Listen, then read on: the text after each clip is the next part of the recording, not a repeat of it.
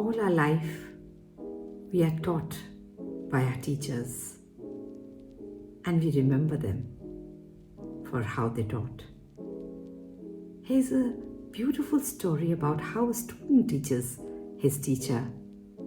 Yes, not about a subject, but about sympathy, care, and passion. It's a beautiful story, and you must hear this till the end.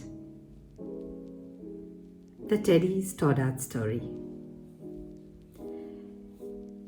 There's a story from many years ago that tells of an elementary school teacher whose name was Mrs. Thompson. As she stood in front of her 5th grade class on the first day of school, she told her children a lie. Like most teachers, she looked at her students and told them that she loved them all the same. But that simply was not true, because there, in the front row, slumped in his seat, was a little boy named Teddy Stoddard. Mrs. Thompson had watched Teddy the year before and noticed that he didn't play well with the other children. His clothes were messy and he constantly needed a bath. Teddy could be unpleasant at times. It got to the point where Mrs. Thompson would take delight in marking his papers with a broad red pen and making bold crosses, and finally putting a big F on the top of his papers. At the school where Mrs. Thompson taught, she was required to review each child's past records. She put Teddy's off till last. When she finally reviewed his file, she was in for a surprise. Teddy's 1st grade teacher wrote, "Teddy is a bright child with a ready laugh. He does his work neatly and has good manners. He's a joy to be around." His 2nd grade teacher wrote, "Teddy is an excellent student and well liked by his classmates. But he is troubled because his mother has a terminal illness and life at home must be a struggle." His 3rd grade teacher wrote, "His mother's death has been hard on him. He tries to do his best, but his father doesn't show much interest. His home life will soon affect him if steps aren't taken." Teddy's 4th grade teacher wrote, "Teddy is withdrawn and doesn't show much interest in school. He doesn't have many friends and sometimes he even sleeps in class." By now, Mrs. Thompson realized the problem and she was ashamed of herself. She felt even worse when her students brought her Christmas presents wrapped in beautiful ribbons and bright paper, except for Teddy's. His present was clumsily wrapped in heavy brown paper that he got from a grocery bag. Mrs. Thompson took pains to open it in the middle of the other presents. Some of the children started to laugh when she found a rhinestone bracelet with some of the stones missing and a bottle that was 1/4 full of perfume. But she stifled the children's laughter when she explained how pretty the bracelet was while putting it on and then dabbing some of the perfume on her wrist.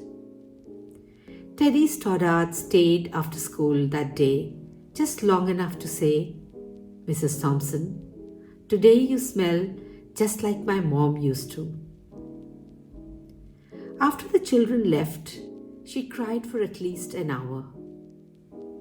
On this very day, she quit teaching, reading, writing, and arithmetic, and instead, she began to teach children.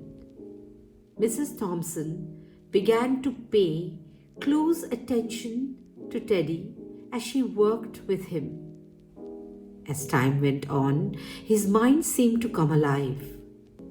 The more she encouraged him, the faster he responded. By the end of the year, Teddy had become one of the smartest children in the class.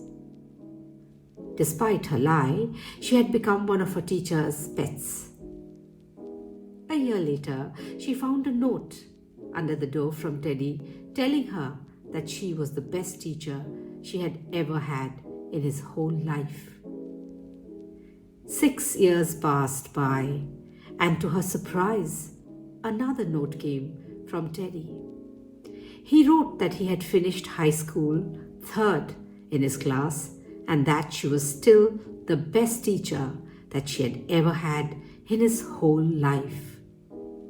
4 years later, another letter came, saying that while things have been tough at times, he stayed in school and stuck with it, and that he had graduated from college with the highest of honors.